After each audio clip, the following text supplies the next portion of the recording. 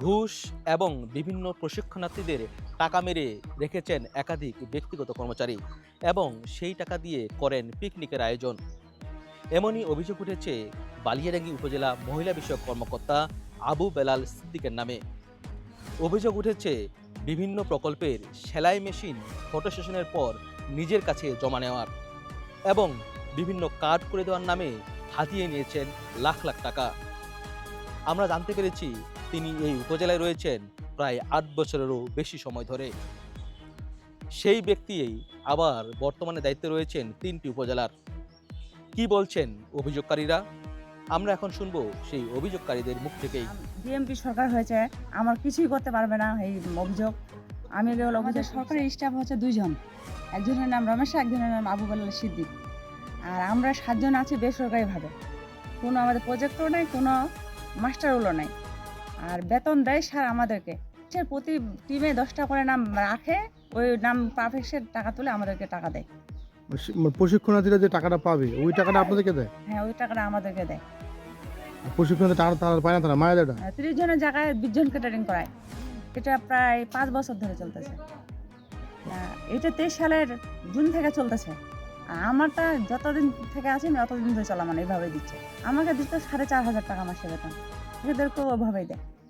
আরও পার্সোনালভাবে অন্য অন্য খাত দিয়ে মানে টাকা ইনকাম করে দেয়। ওই যে মাতৃত্ব ভাতার অ্যাকাউন্ট পারফেক্টে 500 করে টাকা নেয়, ওখান থেকে কিছু দেয়। হ্যাঁ, সব ঘুষের টাকাই। তার মানে কি ঘুষের টাকা দিয়ে পুরো বেতন দেয় ওই ব্যক্তিগত কর্মচারী? হ্যাঁ, বেতন দেয়, পড়া খাওয়া দাওয়ার আয়োজন দেয়, খালি বেতনে না। আবার আমাদের মধ্যে পিকনিকও হয়, এইগুলো টাকা কোথা থেকে আসে? ওই পারফেক্ট সেই ওই যে এখন পারফেক্টে 500 করে টাকা নেয়। যাচ্ছে অফিস যেন সচ্ছল চলে, গরিবদের অধিকার যেন গরিবরা পায়, ট্রেনিং যারা ট্রেনিং সেন্টারে থাকবে ট্রেনিং যেন পায়। তো দিচ্ছে আমাদেরকে বলে ডিসি অফিসে নিয়ে যাবে, আমাদের নামে মামলা করবে, পুলিশের কাছে নিয়ে যাবে, থানা নিয়ে যাবে, কোর্টে নিয়ে যাবে, তারপর টিএনও স্যারের কাছে নিয়ে যাবে, এরকম হুমকি দেখাচ্ছে। এখন আবার হুমকি দেখাচ্ছে সারা বাংলাদেশে যে বিএমপি সরকার হয়েছে, আমার কিছুই করতে পারবে না এই অভিযোগ। আমি কেবল অভিযোগকে হিসাব করি না। ওনার পক্ষ থেকে ওনার লোকজন আসে, বলতেছে, যে লোক বলছে তার নাম হচ্ছে খাদেমুল, উনি বিএমপি ফেলেছিল, আমরাই ফেলে আমলেট। সার ছিল যে শেখ হাসিনার মায়ের জন্মদিন পালন করছিল সজিলাতুন্নেসার, তখন সেলাই মেশিনটা দেওয়ার কথা ছিল, দিছিল, আবার নিয়ে নিছে, নিয়ে আবার 500 টাকা দিয়ে বলে যে সুযোগ সুবিধা করে দিব, দেয় নাই, ছবিও তুলছে, নিয়ে নিছে মেশিনটা। আপনি পরে কিছু বলেন না? ছবি কি দিলেন? বলবো, আমরা গরিব মানুষ, বলছে যে সুযোগ সুবিধা করে দিব, কিছুই দেয় না।